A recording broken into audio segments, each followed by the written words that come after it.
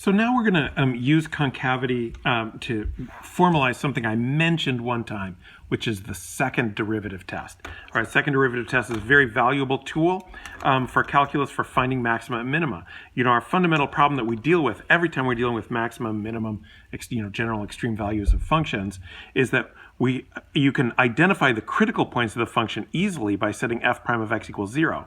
But then once you find the critical points, you don't know whether that critical point is a max, a min, or neither. And that's always a problem. That's why we used first derivative test before.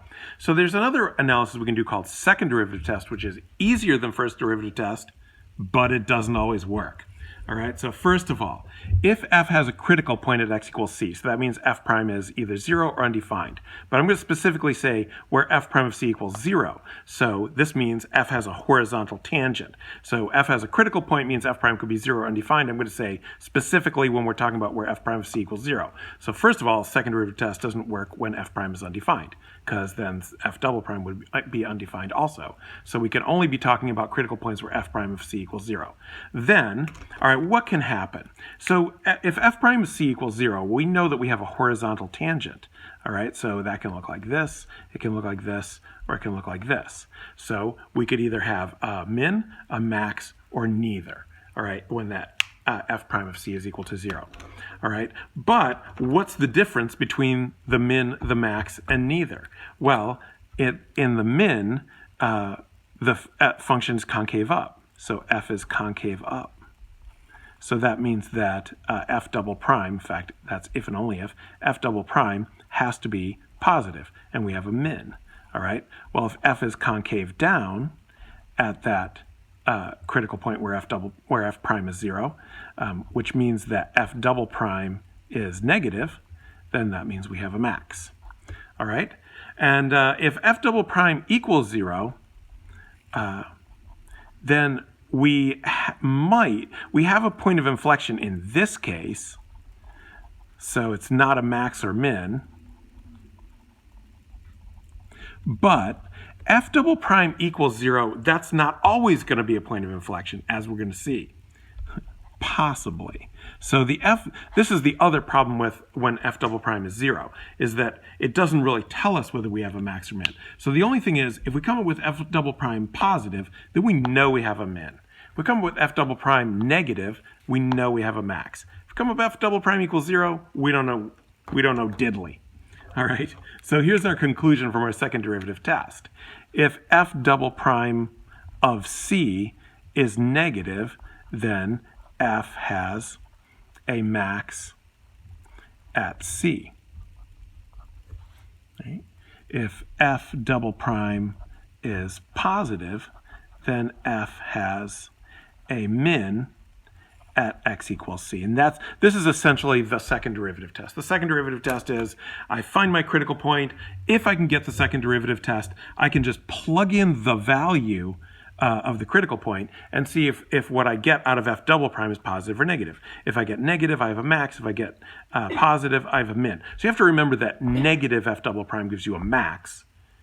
Positive f double prime gives you a min. A little bit contrary to what you expect. So sometimes since I think visually a lot, I just visualize the picture rather than memorize the analysis.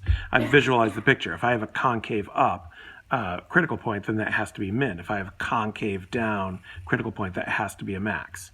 All right, and if I don't have either one of those things, then I don't know what I have. All right, so let me emphasize and illustrate this other annoying part of the second derivative test. The second derivative test fails when f double prime of c equals 0. So here's 3 examples to show you what I mean. Look at this graph of y equals x to the 4th. All right, these are what these graphs look like. X to the 4th, by the way, it's good to be a little familiar with these graphs. X to the 4th looks like a parabola, but it's a little flatter on the bottom. If you really study the graph, you'll see that. And then the higher this exponent gets, the flatter that bottom gets.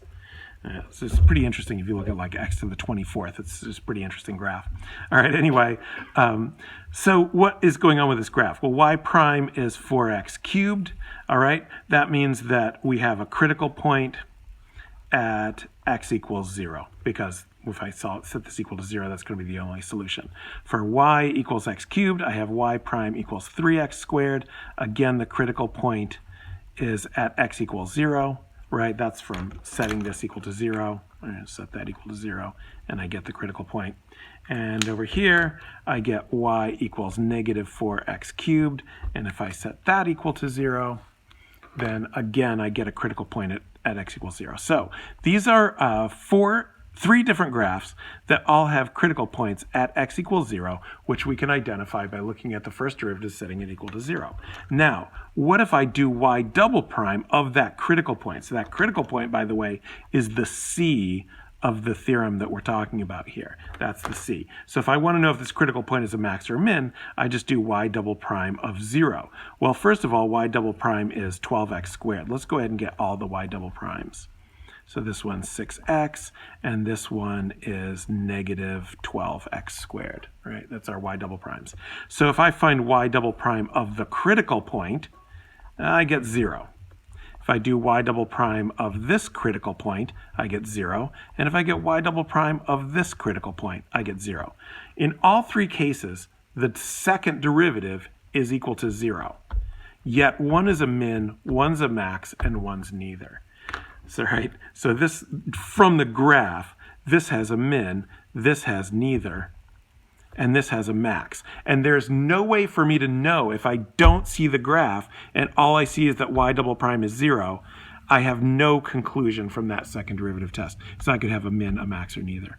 All right? So there is no conclusion when y double prime of c equals 0, because you could have a max, or min, or neither. Could be max, min, or neither at x equals c. So usually, x equals c, because it wouldn't have to be 0. It's just that's a simple example.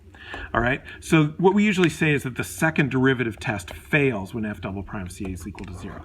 So second derivative, first derivative test. First derivative test is a little bit harder to do because you have to do like x less than c, x greater than c, and do a sign analysis. So it's harder to do. Second derivative test is easier to do, but it sometimes doesn't work.